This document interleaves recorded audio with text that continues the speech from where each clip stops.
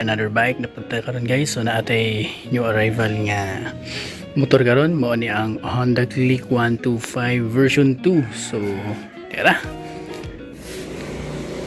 Yan, so ang color sa atong Honda Click guys is black.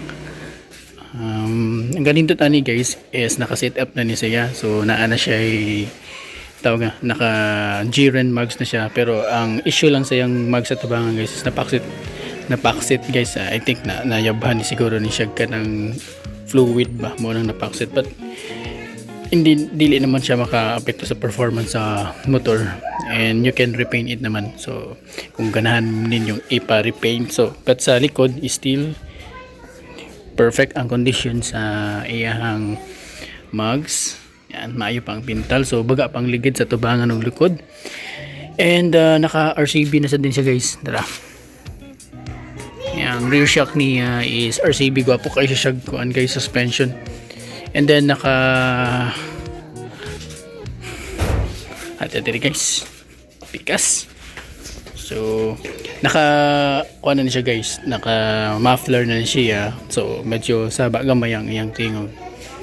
Ato ni siyang pandaron unya atong paminawon ang iyang makina. So ang kanindot ani niya guys is 2022 model na siya kini nga motor, so medyo bata pa ang edad sa motor. And then available niya na keys is duha na siya spare key.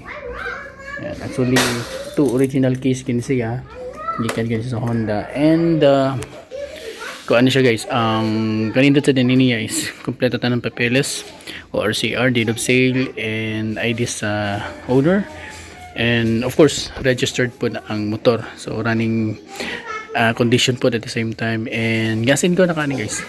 Yan siya. So ang presyo niya guys is 49,000 only. So message lang mo kang Riders Moto Trading or Riders Moto, so 49,000 pesos. Still slightly negotiable ang atong unit guys. So dira atong pandaron.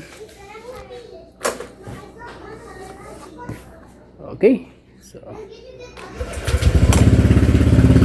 one click ra siya guys. Alright, so muna ang tingog sa motor atong i-rev. Itong paminaw ng iyang saba ginoon siya guys.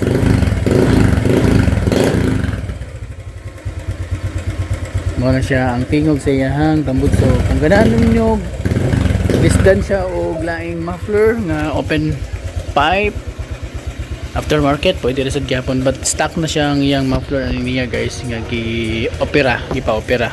Pero pwede na ninyo ipabalik sa original guys, kay since nga stock ang iyang muffler.